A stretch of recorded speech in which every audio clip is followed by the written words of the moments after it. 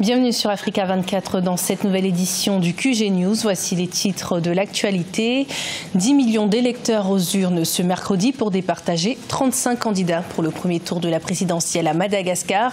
Une élection cruciale pour la grande île, régulièrement secouée par des crises post-électorales.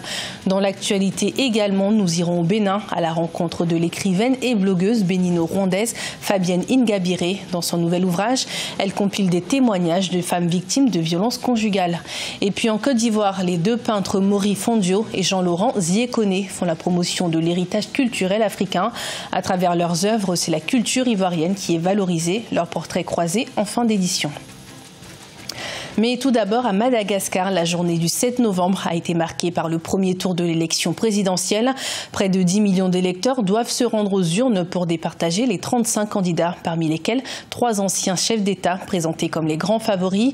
Le vote crucial de ce 7 novembre se déroule jusqu'à présent dans le calme et les opérations ont débuté ce matin pratiquement à l'heure.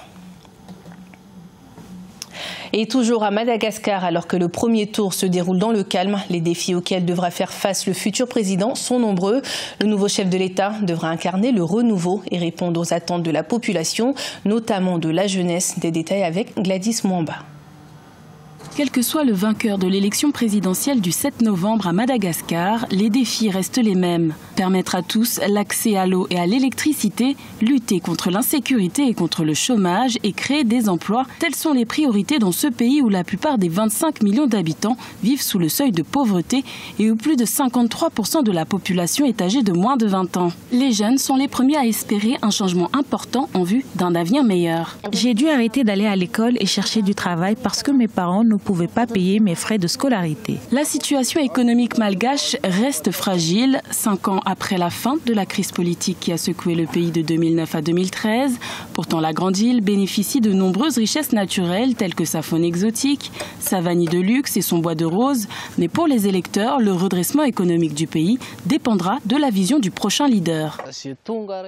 Avec chaque nouveau président, la vie est devenue de plus en plus difficile. Et c'est pourquoi je vais voter dans l'espoir que nous aurons un bon président, mais une personne ayant une vision pour les jeunes. 9 903 913 électeurs seront appelés à départager dès le 7 novembre une trentaine de candidats en lice.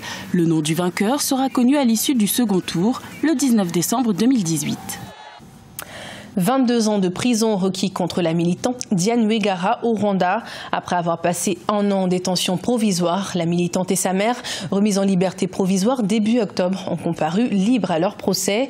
L'accusation a requis 15 ans de prison pour incitation à l'insurrection et 7 ans pour contrefaçon de documents. Diane Rwigara est accusée d'avoir falsifié son dossier de candidature à la présidentielle de 2017. Au Bénin, l'auteure et blogueuse Fabienne Ingabire est de retour avec un ouvrage sur les violences faites aux femmes, avec des témoignages et des solutions pour la reconstruction. Son livre veut apporter un soutien, mais surtout dénoncer les violences souvent passées sous silence sur le continent. Des précisions avec notre correspondant Lefti Ounou. Le livre intitulé « Au mal masqué résilience » expose les violences faites aux femmes. L'ouvrage de l'auteure bénino-rwandaise Fabienne Ingabire est une compilation de témoignages des femmes victimes de violences. La blogueuse et écrivaine présente son livre comme une contribution pour l'éradication des violences fondées sur le genre. Moi, je m'adresse à l'individu, à la femme qui a vécu cela. Comment elle, en tant qu'individu, même si la société n'évolue pas vite, même si le système judiciaire n'évolue pas vite, comment elle peut elle-même trouver des solutions à son niveau? Comment elle peut avoir encore confiance en elle? Comment elle peut ne pas se dire que tous les hommes sont violents parce qu'il y a un seul homme qui l'a violenté? Comment elle peut arriver à pardonner cette violence aussi pour elle-même, pour pouvoir aller de l'avant? C'est dans ce sens-là. Selon Fabienne Ingabire, le bouquin « Au mal masqué résilience » demeure un livre de développement personnel. Selon des défenseurs des droits de l'homme et de la femme, environ 13% des femmes victimes de violences sont prêtes à dénoncer. Je pense que ça peut aider d'autres femmes à pouvoir s'exprimer parce que ça va régler déjà, comme moi je le dis, un problème de santé publique. Fabienne Ingabire a à son actif 2 livres et 2 livrets. Son premier livre est dénommé « Mon apprentissage du chemin de la gratitude ». L'auteur entend publier en 2019 un essai et un roman sur le développement de l'Afrique. Le milieu hospitalier en Côte d'Ivoire fait face à une grogne sociale. Depuis ce lundi, les agents de santé des établissements publics sont en grève. Ils réclament des augmentations d'indices, des primes et des indemnités dont certaines sont versées depuis l'an dernier à d'autres fonctionnaires.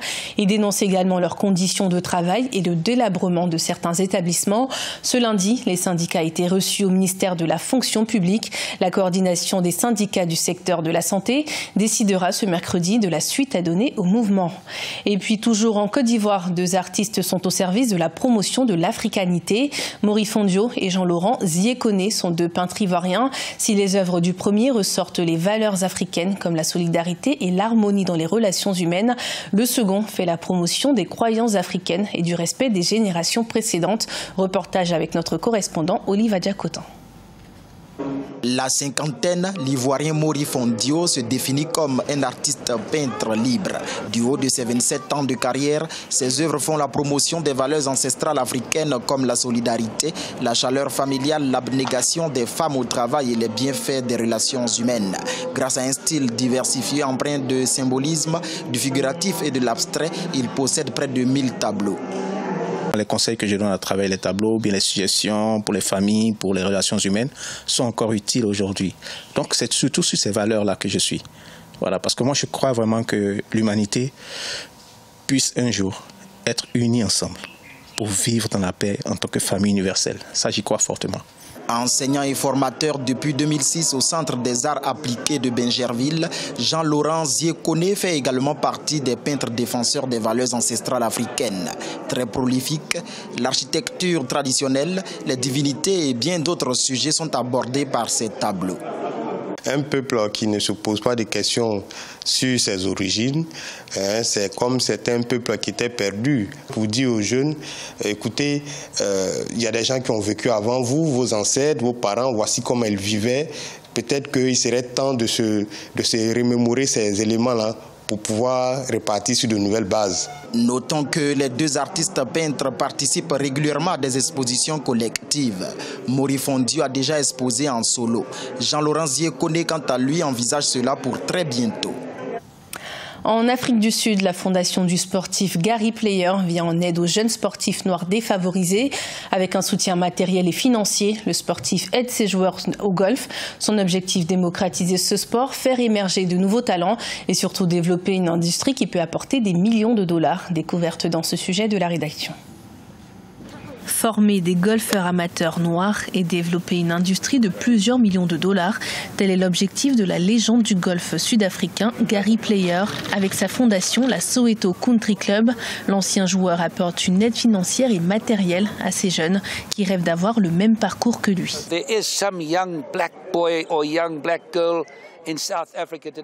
Il y a aujourd'hui en Afrique du Sud des jeunes garçons et des jeunes filles noires qui possèdent d'énormes capacités sportives. Ils sont talentueux et ils devraient être encouragés. C'est ce que fait ce club en les aidant à se développer et en leur fournissant des sponsors. Nous pouvons produire des champions, je suis optimiste là-dessus. À 83 ans, l'ancien joueur Gary Player, qui a remporté 9 victoires majeures au cours de sa carrière, est une source d'inspiration pour la nouvelle génération. Le joueur Musiwalo Netunzui a déclaré que le soutien de Gary Player a contribué au lancement de sa carrière professionnelle. Âgé de 29 ans, il participera à l'Afrasia Bank Mauritius Open avant le prestigieux tournoi SA Open en décembre.